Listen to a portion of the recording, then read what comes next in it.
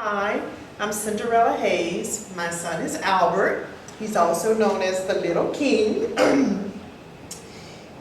He was born to us after we've been married for 25 years. So with all of that happening, after we've been married 25 years, having a child who happened to be premature, but he developed normally, he was perfectly fine. He stayed really, really healthy until he was about 3 years old. And at about 3 years old, he began to get sick with a little cold, and then a little virus, and then a little other infection, and nobody knew what it was. And we realized that after a while he had no ANC, and we were referred. We live in a very small rural community, not a lot of specialists available, but we were lucky to have an infectious disease doctor who worked in pediatrics, and she was down the road. We went to see her, and she sent us on to New Orleans, to Tulane's Hospital, and we were diagnosed with hyper-IgM syndrome. And at the time, my husband had never heard of it, I had never heard of it, we had no idea what it was, we could barely say it, and we thought we were pretty well educated people. We were told before we left the hospital that IVIG was going to work, and it did. GCSF, or Neupogen, was going to work, and the two of those things together worked miracles. He was fine almost right away. But that the long term for him would have to be a bone marrow transplant. And at that time, people who had hyper-IgM had been transplanted, but only 4 people had been transplanted, and out of the 4, only 1 was still alive. And I didn't see that as a success rate. It frightened me beyond belief, and I just kind of put it to the back of my head. He was on IVIG. He didn't even need GCSF at the time. He was doing wonderfully. And when he turned 5, he was able to go to school with all of his peers. He really didn't get sick. He didn't miss school except to get IVIG. He stayed healthier than most of his counterparts. And each time we had a checkup, we were told, well, eventually he'll have to have a bone marrow transplant. And again, I would just kind of put it to the side. And at some point, we were made to understand that his chance for having a long and healthy life was going to be a bone marrow transplant.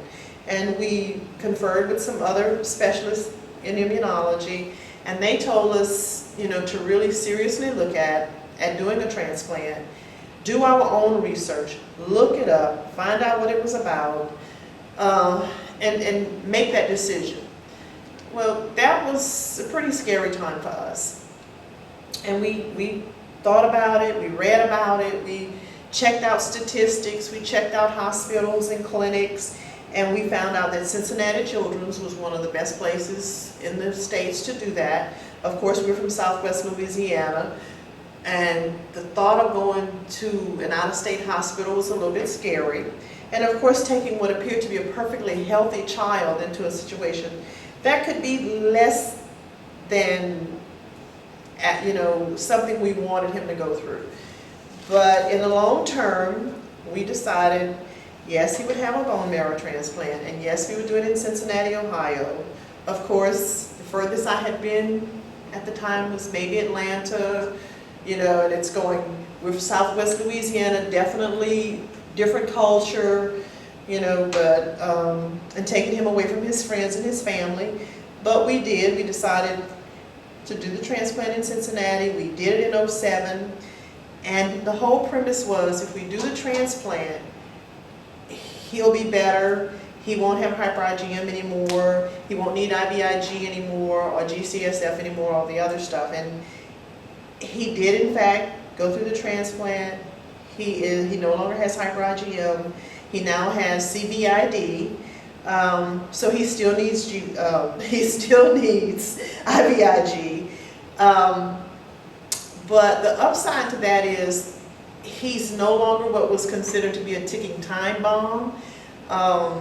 He's no longer at risk for some of the things that were just so dangerous for him.